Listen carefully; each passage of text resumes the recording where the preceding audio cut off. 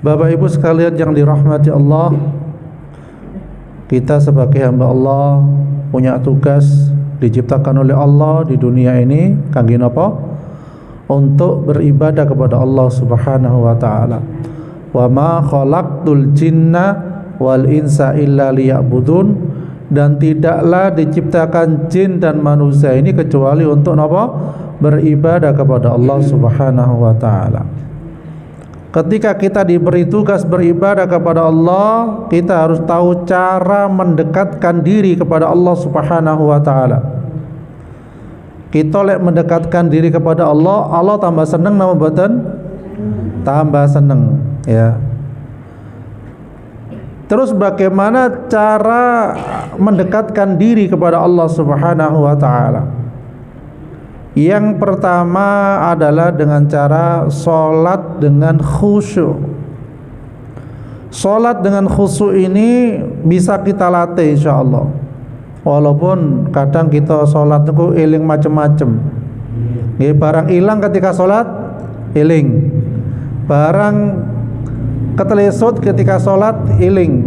Kadang eling macam-macam. Nah, tapi kita dianjurkan berusaha ketika sholat niki dengan khusyuk.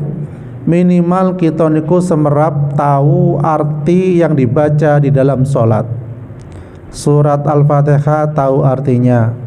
Kita baca ruku, sujud tahu artinya. Subhana rabbiyal a'la wa bihamdi. Ya, maha suci ya Allah, ya maha tinggi. Jadi seperti itu. Jadi bagian-bagian yang kita baca teng salat niku paham apa maksudipun. Ya.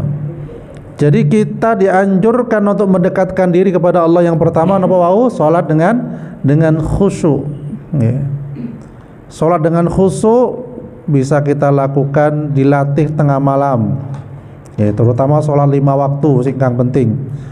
Baca dalam ayat-ayat Al-Quran di dalam sholat pelan, baca doa di dalam sholat pelan. Itu cara-cara khusyuk. Lek bacanya cepat, ya khawatir jelas mengurangi rasa khusyuk. Kadang orang terbalik, zikirnya iso jam-jaman, sholatnya 5 menit, itu pun cepet-cepet. Harusnya lek zaman Rasulullah dan para sahabat itu sholatnya panjang, berdirinya lama ketika sholat sunnah misalnya, dan rukuk sujudnya pun juga lama. Karena nopo sholat niku menghadap ke sinten? Allah Subhanahu wa taala. Kita menghadap Allah yang Maha Esa, yang Maha Kuasa, yang Maha Kuat, yang Maha memberi rizki, yang Maha segalanya. Berarti kita menghadap kepada yang maha kuat, maha segalanya, tiada tandingan bagi siapapun. Berarti kita berusaha maksimal sholat dengan khusyuk kepada Allah Subhanahu wa ta'ala yang telah memberikan rezeki kita yang tanpa batas, banyak sekali. Dan itu cara mendekatkan diri kepada Allah. Persiapkan diri kita niku menjadi hamba Allah ketika menghadap kepada Allah dengan baik. Kemudian yang kedua adalah cara mendekatkan diri kepada Allah, yaitu membaca dan merenungi Al-Quran. Membaca dan merenungi, membaca dan memahami arti-artinya, makna yang terkandung di dalamnya. Ada terjemah, ada tafsir, itu bisa kita baca. Ini salah satu cara merenungi, membaca Al-Quran, agar kita nunggu semakin apa bu? Semakin yakin terhadap isi Al-Quran, tidak meragukan isi Al-Quran, yakin ini dari Allah Subhanahu wa ta'ala, zat yang maha tinggi, yang maha agung, yang maha segalanya. Kemudian yang ketiga adalah cara mendekatkan diri kepada Allah itu berzikir dan berdoa. Memperbanyak zikir, mengingat Allah dan doa adalah cara lain untuk mendekatkan diri kepada Allah Subhanahu wa ta'ala. Zikir niki dilakukan di mana saja, di perjalanan, di rumah, di sekolah, di masjid, kecuali di kamar mandi, di WC, kecuali niku.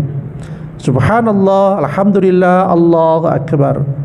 Ya, Niki zikir yang bisa kita lakukan, atau zikir yang yang pahalanya besar, ya, berat timbangannya di yaumil akhir. Napa zikirnya? Subhanallah wa bihamdihi subhanallahil azim.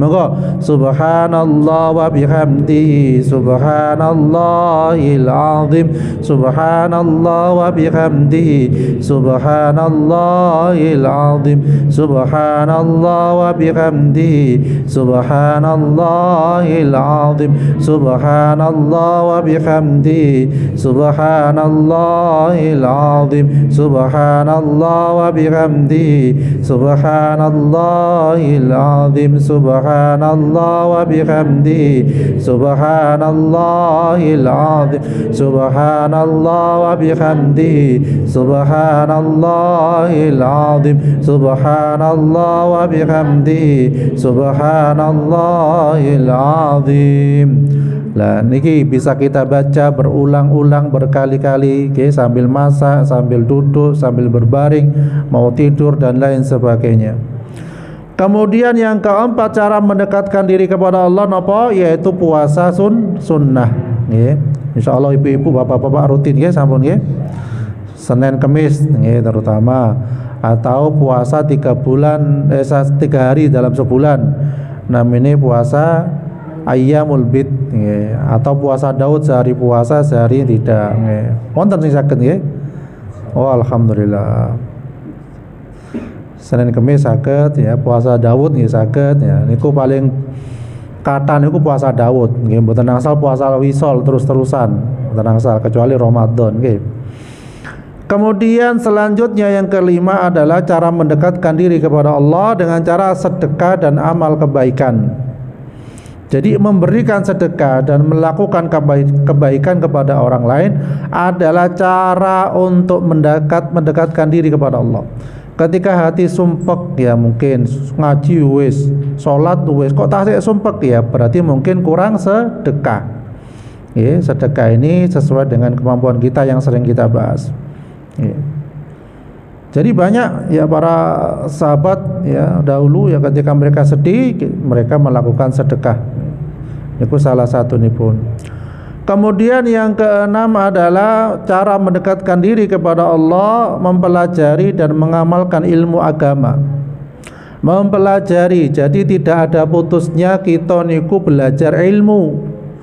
Putusnya itu sampai nopo? Sampai Allah mencabut nyawa kita. Jadi ngoten. Sanes belajar ilmu itu cuma di tingkat pendidikan sekolah atau perguruan tinggi, tetapi ketika kita bermasyarakat pun dianjurkan untuk mencari ilmu. Jadi orang yang mulia ini kok orang yang berilmu, orang yang menuntut ilmu, orang yang mendengarkan ilmu. Gunanya ilmu untuk dimanfaatkan, untuk diamalkan agar kehidupan kita bahagia dunia dan akhirat, nggih. Mencapai derajat husnul khotimah, nggih. Ya, alhamdulillah wonten kejadian tasih wau nggih di Semboro nggih, piyambake sering sholat jamaah.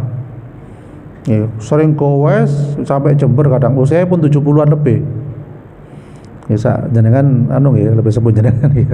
70-an lebih kadang gowes sampai Jember tasian. Keliling terus piyambake niku. Pagi habis subuh mancal nang pundi balik. Ya, menjaga kesehatan. Nah, penting. Memang kelihatannya beliau ini sehat, Pak. Tapi dinamini takdiri Allah ketika waktu dijemput niku padahal maghribin apa tasik jamaah teng masjid atau pripun nggih. Apa subuhe terakhir jam teng masjid, besoknya jam 3 niku sampun dipundhut kalian Allah. Dipanggil kalian Allah. Ya, seakan-akan tidak menggambarkan sakit. Nggih. Padahal napa sih nonggo ya sih teng masjid ya, besoknya langsung diambil oleh Allah. Jadi cepat. Artinya tidak ngerumat sakitnya ya. Kelihatan sehat, ngomong pun tasik cetha. Ya, kadang ketika di masjid itu jagongan biasa ya. Ya gue teng Semboro tanggi kula wau ya. Jadi ngoten. Nah, itulah gunanya kita ilmu, gunanya kita bersilaturahmi, gunanya kita bergaul ya. Jadi ketika Allah menjemput niku insyaallah kondisi husnul husnul khatimah. Kemudian yang ketujuh adalah bertobat dan memohon ampunan. Niki ketika kita ingin dekat pada Allah. Ketika terasa hati ini kok jauh rasanya dari Allah, sholat wis ngaji wis kok jauh. Lah pun supe jangan lupa yaitu untuk bertobat, mohon ampun kepada Allah Subhanahu wa taala. Mengakui setiap kesalahan, nggih. Introspeksi diri, muhasabah diri, ngitung awake dhewe. Ya, awak piyambak. Dihitung dosaku apa ya Allah, oh kurang ini, kurang amalkan sunnah, sholatnya sik cepet-cepet, sholatnya sik sarip, asal kali maghrib ya. Jadi ngoten, lek adzan saya gak dirungokne, delok TV sik terus misale ngoten nggih. Jadi mohon ampun pada Allah Subhanahu wa taala. Kita berusaha mendahulukan Allah dalam setiap urusan. Ya, makanya bertobat istighfar astaghfirullahaladzim. Astaghfirullahaladzim, astaghfirullahaladzim, astaghfirullahaladzim, astaghfirullahaladzim, astaghfirullahaladzim, astaghfirullahaladzim, astaghfirullahaladzim, astaghfirullahaladzim, astaghfirullahaladzim, astaghfirullahaladzim, astaghfirullahaladzim, astaghfirullahaladzim, astaghfirullahaladzim, astaghfirullahaladzim. Jadi bertobat niku walaupun kesalahan kita ketahui atau tidak ketahui, kita tetap bertobat pada Allah. Mungkin lupa jarang bersyukur, mungkin lupa memuji Allah Subhanahu wa taala, mungkin lupa zikir pada Allah, mungkin lupa dalam baca Al-Qur'an. Tetap kita dianjurkan walaupun seakan-akan banyak ibadah, tetap bertobat, beristighfar pada Allah Subhanahu wa taala. Ya, jadi ngoten. Kemudian cara mendekatkan diri kepada Allah yang ke-8 adalah menjauhi maksiat dan perbuatan dosa. Ya. Jadi menjauhi maksiat dan perbuatan dosa niki termasuk langkah penting untuk mendekatkan diri kepada Allah. Menjaga diri dari perbuatan yang dilarang oleh Allah akan membuat hati lebih bersih dan lebih tenang. Karena salah satu hal yang menjadikan hati gelisah gundah gulana niku napa Bu, Pak? Dosa. Nggih. Niki yang menyebabkan kadang sedih, kadang gundah gulana. Nggih. Jadi ketika dirundung seakan-akan duka, seakan-akan sedih, lah ini kita berusaha menjauhi maksiat dan dosa. Kemudian yang ke-9 adalah agar cara mendekatkan diri kepada Allah adalah mendekatkan diri juga bergaul dengan orang soleh. Napa? Bergaul dengan orang soleh. Bergaul dengan orang soleh itu bagaimana? Kita berusaha mengikuti majelis ilmu, majelis dzikir, motivasi, memperkuat keimanan kita kepada Allah Subhanahu wa taala. Insya Allah ketularan duduk bersama orang soleh, ketularan ilmunya, ketularan ketenangannya. Insya Allah orang soleh yang bersih hatinya kemana-mana membawa hati ini tenang. Sebaliknya orang salah itu, orang maksiat, naudzubillah min dzalik, kemana-mana membawa aroma kebencian, iri, dengki dan lain sebagainya, dan permusuhan. Ya, karena yang dibicarakan oleh orang-orang yang tidak soleh atau orang-orang yang selalu berbuat kesalahan dan dosa, itu dia berusaha naudzubillah min dzalik untuk melakukan dosa-dosa selanjutnya. Kemudian yang ke-10 adalah cara mendekatkan diri kepada Allah itu apa? Yaitu bersabar dan bersyukur. Ya. Bersabar menghadapi segala ujian hidup yang diberikan oleh Allah kepada kita sekalian. Sebagaimana para nabi-nabi niku ujiannya lebih keras, ujiannya lebih berat. Ya, ujiannya Masya Allah ya. Nabi Ayub mawon pinten tahun menderita sakit? 20 tahun, 18 tahun. Dalam riwayat ada yang 18 tahun. Wonten sing diuji 18 tahun teng mriki. Sakit, mboten nggih, setahun ya 5 bulan nggih, ndak mesti nggih. Tapi memang berat, bahkan anaknya meninggal dunia berapa 12 nggih. Ya. Kemudian Nabi Ayub ketika itu diprovokasi kali setan nggih. Wahai Ayub, tanahmu pertanianmu hancur semua dimakan hama, hancur pokoknya wis. Apa yang diucapkan Nabi Ayub? Alhamdulillah, segala puji bagi Allah yang telah memberikan aku nikmat berupa pertanian, tanah pertanian. Jadi memuji Allah walaupun dikatakan habis. Dan ujian sangat berat sekali. Banyak yang meninggalkannya karena penyakitnya, dikucilkan, dihina dan lain sebagainya. Jadi seperti itu. Jadi jangan dikira yang tertuang dalam Al-Quran para nabi, para sahabat atau para orang-orang soleh tidak dapat ujian. Salah satu kali pun Maryam kan wonten tengah Quran nggih. Maryam itu termasuk siapa? Ibunya Nabi sinten? Isa, gitu. Lah Maryam niku orang yang suci, jarang keluar rumah, orang yang soleh, menyebut Allah Subhanahu wa taala. Bayangkan, nggih. Tiba-tiba hamil, mengandung. Apa kata orang di sana waktu itu? Mengucilkan, membenci, menuduh wanita yang tidak baik, wah semacam-macam. Sampai Maryam niki nggih minta kepada Allah itu, ya Allah matikan saja saya. Terus tidak kuat dengan ujian olok-olokan manusia pada waktu itu. Jadi mboten dikira wis ditunjuk oleh Allah, diberikan hamba yang soleha ya, kemudian tidak lepas dari ujian, ternyata diuji seperti itu. Wonten tanggine jenengan diuji, oh tiba-tiba hamil, nggak ada suaminya, wonten nggih? Oh mboten wonten, seperti itu. Ya. Adapun aneh nggih ceritanya nggih. Jadi diuji berat seperti itu, nggak ada suami tiba-tiba hamil, ya. Kelahirannya pun juga heboh, dan lain sebagainya. Ya, itu ujian yang Allah berikan kepada hamba-hambanya. Ya, kemudian tadi bersabar dan bersyukur atas nikmat yang Allah berikan kepada kita sekalian. Tiang seorang hamba niku lek pengen nikmati Allah tambah, niku senantiasa bersyukur. Nikmat yang tidak disyukuri khawatir dicabut oleh Allah Subhanahu wa taala. La in syakartum la azidannakum wa la in kafartum inna adzabi lasyadid. Nikmat kesehatan misalnya yang tidak disyukuri, ya khawatir dicabut oleh Allah Subhanahu wa taala. Dicabut apanya? Bisa dicabut ketenangannya. Alhamdulillah saged teng musala, alhamdulillah saged bernafas, alhamdulillah saged berpikir mboten pikun. Nggih. Panjenengan nate nangani tiyang pikun nggih. Nate nggih tiyang sepah senian nggih. Bingung, ngerawat ya bingung, diomongi sesuk lali meneh nggih. Mari maaf meneh misalnya ngoten.